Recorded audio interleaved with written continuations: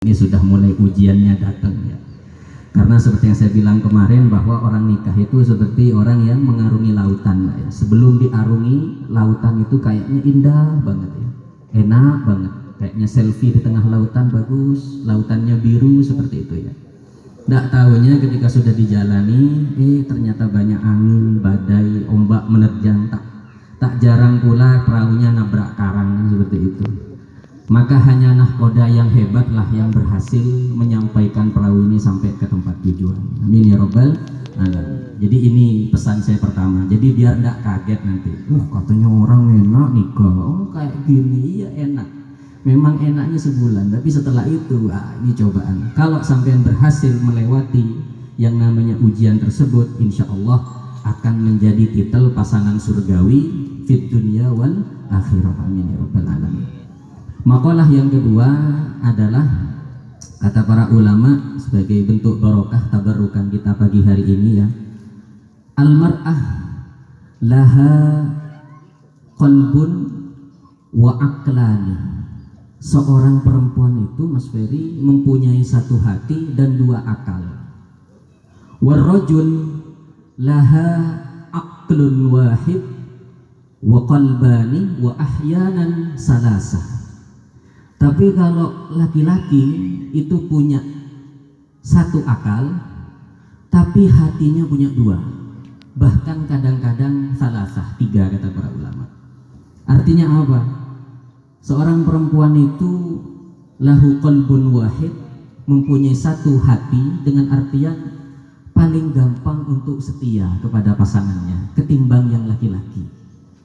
Asalkan yang laki-laki tidak ngencani, ndak apa cenderungnya, ndak nenget-nenget kata orang Madura, tidak berbuat sesuatu yang bukan-bukan, insya Allah dia akan setia. Lahu qalbun wahid.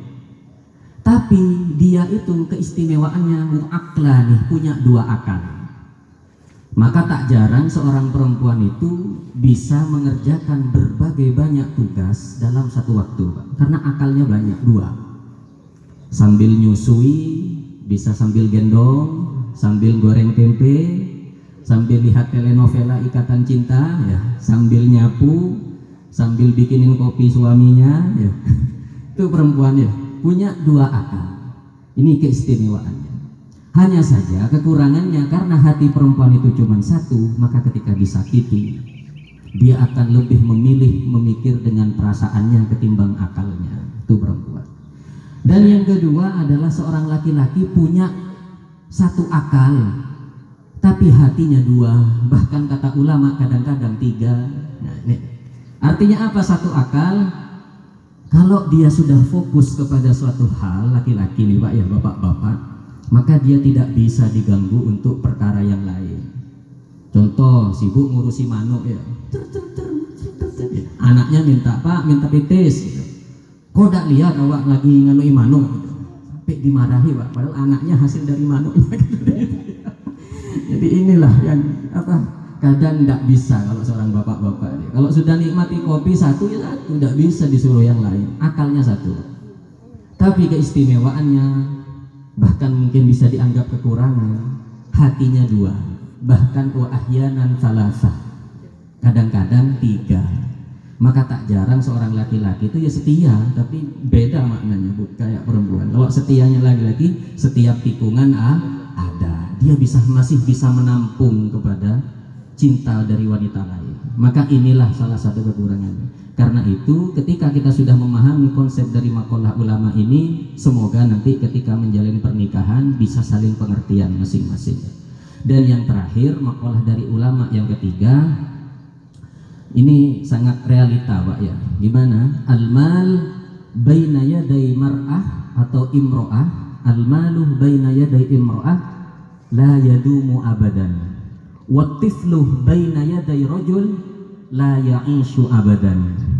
Ini salah satu hal yang sering kita alami Pak. Apa artinya?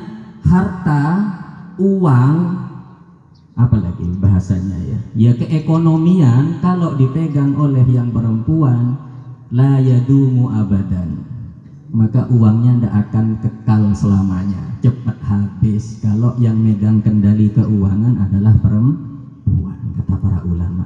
Tapi watiflu baina yaday rajulin la ya'ishu abadan. Tapi kalau anak dipasrahkan kepada seorang laki-laki, maka jangan harap anaknya hidup lama.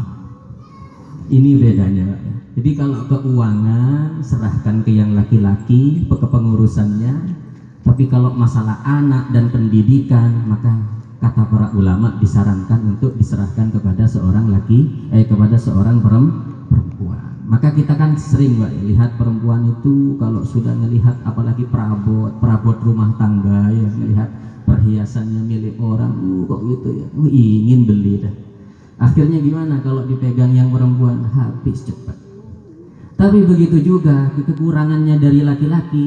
Kalau punya anak rewel, tidak bisa diatur, maka si laki-laki ini kadang tidak apa istilahnya kalau bahasa kampungnya itu, kalau tidak sabaran ya, nangis toh, tidak kayak perempuan.